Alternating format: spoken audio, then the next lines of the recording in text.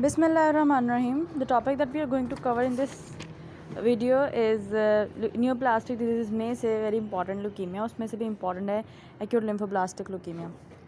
Just go through the scenario as our basic ritual. There is 3 weeks history of fever, fatigue, weight loss. अब ये सारे 20 symptoms देखें. Fatigue, weight loss, fever, limping of the left leg and knee pain and listlessness. इसका मतलब है कोई bone से related कोई ना कोई चीज़ है. बोन में क्या है तो कैल्शियम, उसके अलावा फर्स्ट जो पैराथायरॉयड हार्मोन है उस पर एक्ट करता है. तीसरा वही है कि बोन मैरो भी है उसके अंदर, that can be also acting as a precursor for anything like cancerous material.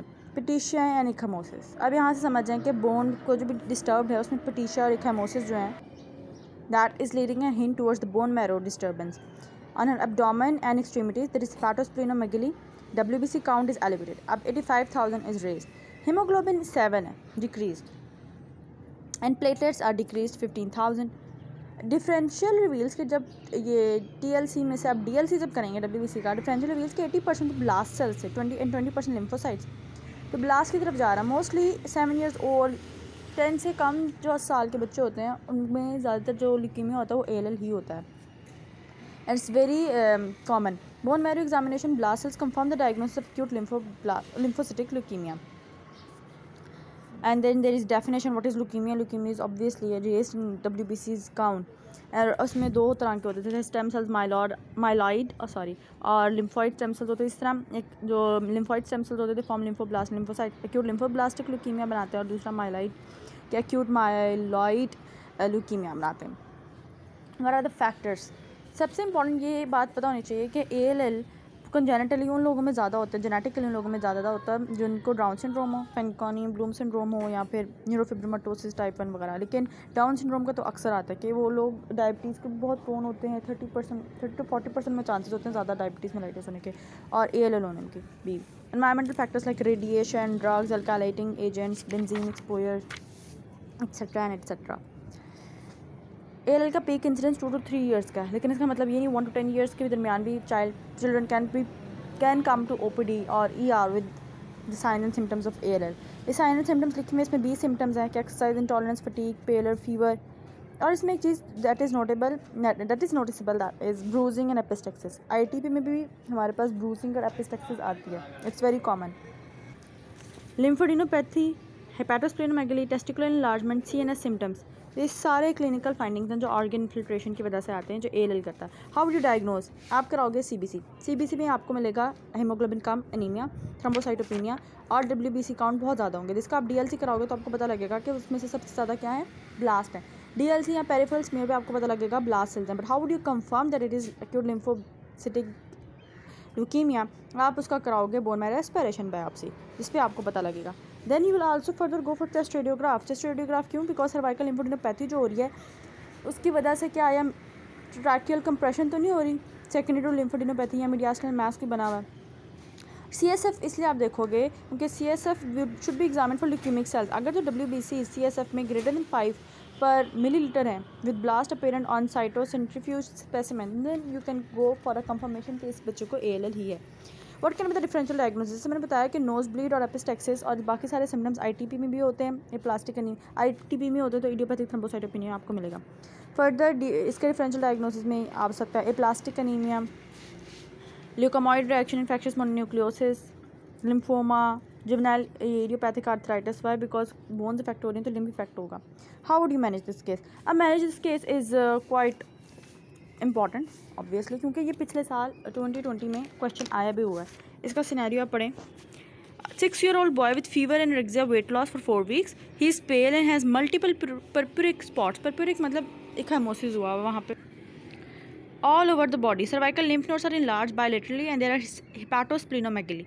Complete blood count वही WBC is raised 60,000, hemoglobin 7, platelet 25 and 70% blast cells है. इसमें इसकी इमीडिएट मैनेजमेंट पूछी हुई. इन्वेस्टिगेशन, डायग्नोसिस के बाद मैनेजमेंट में आपने सबसे पहले स्टार्ट किया है जनरल मैनेजमेंट के जो सपोर्टिव मैनेजमेंट है.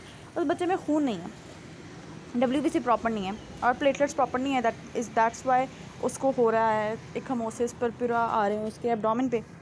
तो आपने उसे देनी है ब्लड ट्रांसफ्यूजन. कोई इन्फेक्शन है उसको सेकेंड इन्फेक्शन फाइट करने के लिए आपने एंटीबायोटिक्स देनी है.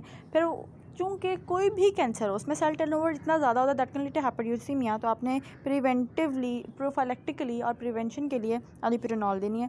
Analgesics for pain, antipyretics for fever, adequate hydration, prophylaxis for malaria is also recommended by because the patient does not have proper immune system right now. Live vaccines that are contraindicated. बाकी psycho social support तो देनी देनी है। अब आ जाते proper specific management है। Specific management में एक इंडक्शन थेरेपी है, एक CNS की मतलब वो थेरेपी है, कंसोलिडेशन फेज़, और तीसरा हमारे पास इंटेंसिफिकेशन फेज़ है, चौथा मेंटेनेंस फेज़ है, और पांचवा बोन मैरो ट्रांसप्लांटेशन है। जो इंडक्शन फेज़ है ना उसमें आपने विनक्रिस्टिन, कॉर्टिकोस्टेरॉइड कोई भी ले लें, प्रेडनिसोलोन ले लें, डेक्सामेथासोन ले लें या कोई भी ले लें। तीसरी ड्रग हमारे पास पेगलेटेड डी एस्परजिनेस प्रिपरेशन एंड डाउनोमाइसिन, ये चारों हम लोगों ने इंडक्शन इसमें देने। Treatment is given for 4 weeks, in drugs पे कंसिस्टेड है। दूसरा है कि CNS थेरेपी इंट्राथीकल मेथोट्रेक्सेट देते हैं। इंटेंसिफिकेशन थेरेपी में you give multi agent chemotherapy during these phases. Injectables हैं ये सारे चारों, cytarabine, methotrexate, asparaginase and vincristine, ये चार आपने इंजेक्टेबल्स देने हैं। अब मेंटेनेंस फेज में you have to give daily mercaptopurine, weekly oral methotrexate and usually with intermediate doses of vincristine, corticosteroid, वही कॉर्टिकोस्टेरॉइड में प्रेडनिसोलोन आ जाए या डेक्सामेथासोन आ जाए। बोन मैरो ट्रांसप्लांटेशन में अगर some patient with poor prognostic features तो उनमें बोन मैरो ट्रांसप्लांटेशन ही देते हैं। There are some factors that lead to have good prognosis and some factors that lead to have poor prognosis. Poor prognosis में अगर age is less than 1 या age is greater than 10, WBC count ज़्यादा है, CNS testicular disease presentation है, हिपैटोमेगली है greater than 3 centimetre, male patient है, T और B cell disease है, डिलीशंस ट्रांसलोकेशन हुई हुई है क्रोमोसोम्स की, या LDH is very high.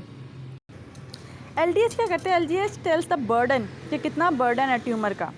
Factors responsible for good prognosis obviously अब उसको उल्टा करते हैं। LDH है तो यहाँ LDH लो है, non T non B cells, age between 1 to 10, WBC बहुत कम हो, अंडर 100,000, नो CNS और टेस्टिकुलर डिजीज़ है, diagnosis female patient, common ALL, जब नॉर्मल ALL हो, कोई स्पेसिफिक कॉम्प्लिकेटेड ALL ना हो तो ये उसके कर देता है गुड प्रोग्नोस्टिक फैक्टर्स में। ALL का टॉपिक ना बहुत दफ़ा पास्ट पेपर्स में भी आया हुआ है और इसमें डिफरेंट चीज़ें जैसे nose bleed, typical nose bleed, severe pain in lower limbs, pale purpuric spots और हिपैटोस्प्लेनोमेगली अलॉन्ग विद लिम्फोडेनोपैथी। अगर ये सारी ऊपर वाली चीज़ें होती है और हिपैटोस्प्लेनोमेगली लिम्फोडेनोपैथी ना होती तो ये ITP होता। In the same way fever and weight loss, multiple purpuric spots, bilaterally enlarged lymph nodes, cervical lymph nodes and hepatosplenomegaly. Second topic is lymphomas. That is also very important. Lymphomas में Hodgkin's और non-Hodgkin's आते हैं. Let's go through the scenario. This 10-year-old girl with painless right-sided neck swelling, lymphadenopathy. There is dyspnea, dysphagia, increased cough over previous 2 weeks, fever, especially at night, and weight loss. बहुत ज़्यादा night sweats से आते हैं. There is axillary and inguinal lymphadenopathy along with splenomegaly and large mediastinal mass. Malignant lymphomas, they are third most common tumors after leukemia. पहले number पे leukemia और उसमें भी ALL बहुत कॉमन है, फिर ब्रेन ट्यूमर्स हैं and then malignant lymphomas they come and they have a high mortality and morbidity. Hodgkin's lymphoma में एक चीज़ जो बहुत ज़्यादा दिखती है वो रीड स्टेनबर्ग सेल्स, उसके B सेल्स में, और एक और चीज़ जो क्लिनिकल मैनिफेस्टेशन पे दिखती है वो है कि उसके रबड़ी लिम्फ नोड्स होते हैं, TB के मैटेड होते हैं, टेंडर होंगे तो मतलब एक्यूट इन्फेक्शन है कोई, ठीक। रीड स्टेनबर्ग सेल्स दिखेंगे और क्लिनिकल फाइंडिंग्स में आपको क्या दिखेगा? लिम्फोडेनोपैथी इन सर्वाइकल रीजन में। हॉडकिंस में मोस्टली एक्सियल होते हैं, सर्वाइकल हो गया, मीडियास्टिनल हो गया या पैरायोटिक मेसेंटेरिक हो गया। नॉन हॉडकिंस में it will go away from the axis, non axial, inguinal भी हो सकते हैं, और देयर इज़ सम जैसे डिग्री ऑफ मीडियास्टिनल इन्वॉल्वमेंट ये लिखा हुआ है। एक और चीज़ है, चलिए स्टेजिंग हम लोग एंड पे करते हैं। Diagnosis, how would you diagnose? CBC कराएं, प्लेटलेट काउंट कराएं, ESR रिएक्टिव प्रोटीन, सीरम फेराटिन जो इसलिए कराते हैं या ये सारे इसलिए कराते हैं because it has some degree of prognostic significance too. Chest x-ray पे देखें मीडियास्टिनल रेशो कितनी है कितनी नहीं है, ज़्यादा तो नहीं पड़ी। CT neck, chest, abdomen, ultrasound abdomen and neck, उसमें लिम्फ नोड्स का मास पता लग जाता है, दिख जाता है। और the diagnosis depend on identification of Reed Sternberg cell, also go for lymph node biopsy, bone marrow aspiration, liver function test, renal parameters and lactate dehydrogenase. As I told you, it tells us the burden of the tumor. How would you manage the case? Combination chemotherapy use करते हैं, एक तो supportive therapy होगी, दूसरी combination chemotherapy में ABVD, normally adriamycin, bleomycin, vincristine and dacarbazine. अगर ABVD में से हम लोग A, B और V वैसे के वैसे ही रखें, A, V और D वैसे के वैसे रखें, B को चेंज कर दें, ब्रेंटुक्सीमैब करते हैं बस, बाकी यहाँ पे से बाकी सारा सेम रखें, तो इनफैक्ट D को भी चेंज कर दें, डॉक्सिरिब्यूसिन, तो BAVD एक और थेरेपी, विनक्रिस्टिन अलॉन्ग विद डेकार्बिजिन, तो वो भी दे सकते हैं। और COPP साइक्लोफॉस्फेमाइड, विनक्रिस्टिन जिसका ऑन्कोविन कहते हैं इसलिए यहाँ O लिखा हुआ है, प्रोकार्बाजीन एंड प्रिडनीसोन, सो डिफ़िकल्ट, तो कॉम्बिनेशन थेरेपी में देते हैं, बट आई गेस अब 2 याद रख लें, एड्रामाइसिन, ब्लियोमाइसिन, विनक्रिस्टिन, डेकार्बाजीन और cyclophosphamide, Oncovin, procarbazine and prednisone. Then radiotherapy involve the nodes, plus वो वाले नोड्स उनके बिल्कुल नेक्स्ट हैं, वो भी स्प्रेड कर सकता है, कैंसर या लिम्फोमा उसमें भी स्प्रेड कर सकता है। How is the prognosis? जितना जल्दी स्टेज 1 में उसे पकड़ लें और क्योर कर लें तो अच्छा प्रोग्नोसिस है, नहीं तो नहीं। अब हॉजकिंस को और नॉन हॉजकिंस, हॉजकिंस की स्टेजिंग क्या है? हॉजकिंस की स्टेजिंग में द फर्स्ट स्टेज इज़ के